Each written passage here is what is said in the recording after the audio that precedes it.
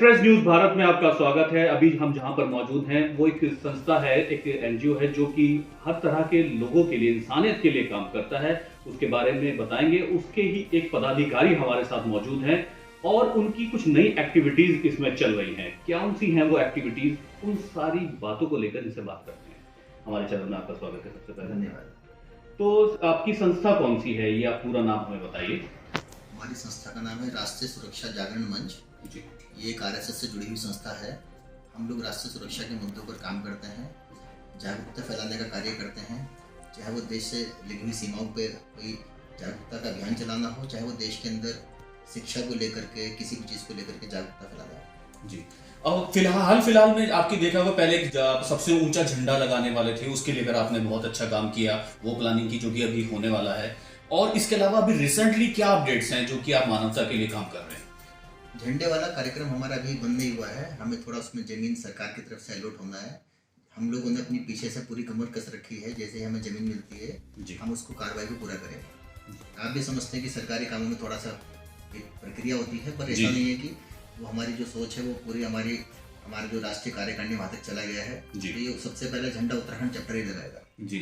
जहाँ तक और गतिविधि की बात है, तो जैसे पिछले कुछ 3-4 महीने में हम उत्तराखंड में देख रहे हैं युवाओं को थोड़ा सा मार्गदर्शन की बेहद जरूरत है। बेशक हमारे देश में बेरोजगारी उसी को मानी जाती है जिसके पास सरकारी नौकरी नहीं है।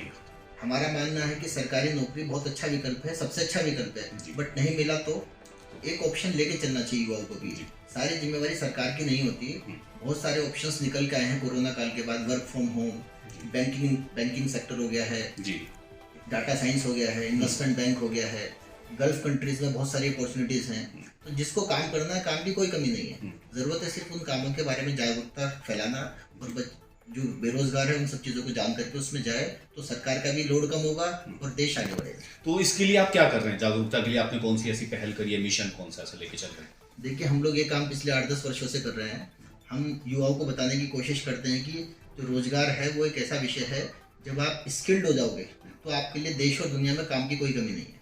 तो लगातार हम संस्थान, जितने भी कॉलेज हैं, यूनिवर्सिटीज़ हैं, हमारा इंडिविजुअल टच बहुत है बच्चों के साथ, क्योंकि 8-10 सालों से काम कर रहे हैं। तो हमारे बहुत सारे बच्चे कई सौ की संख्या में पहले से प्लेस हो रखे हैं। वो बच्चा भेजता रहता है। तो हमारा काम है उन बच्चों को सही दिशा देना। और सबसे बड़ा इसमें जो हमारा पॉइंट रहता है, बच्चों को आजकल के माहौल में ठगी से बचाना।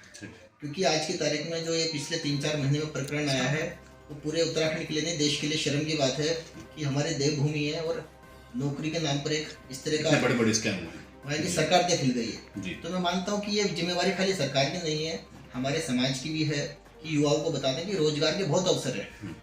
स्किल्ड होकर के बहुत सारी नौकरियां पाई जा सकती हैं। वो काम हम भी कर रहे हैं।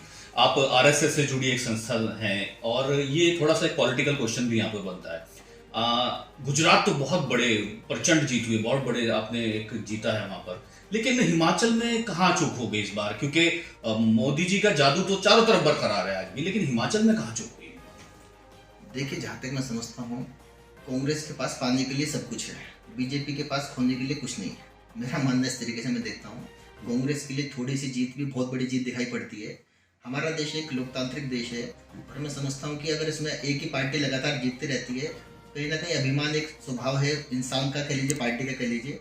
तो जो अभी जीत आई है निकल करके हिमाचल में, कुछ स्टेट्स में मैं समझता हूँ कि जो इनका क्या बोलते हैं उसको, एंटी इनकम्बेंसी, बिल्कुल वो फैक्टर शायद काम किया है। दूसरा जो ये है कि मैंने युवाओं की जो बात की है, इस समय आरएसएस ने कमर कसी हुई है। आपको जानकर बहुत खुशी होगी, आरएसएस कोई भी चीज सरकारों पर नहीं छोड़ दी है।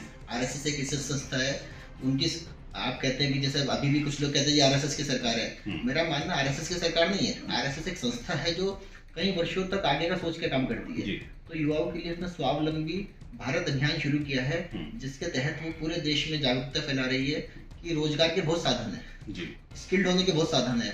तो मुझे लगता है कि ये जो युवाओं का प्रकरण आया है कि हमारे देश में जागरूकता की थोड़ी सी कमी है, चाहे वो सरकारें किसी भी रूप में उसको रखें, हिमाचल को उसका प्रभाव पड़ा है।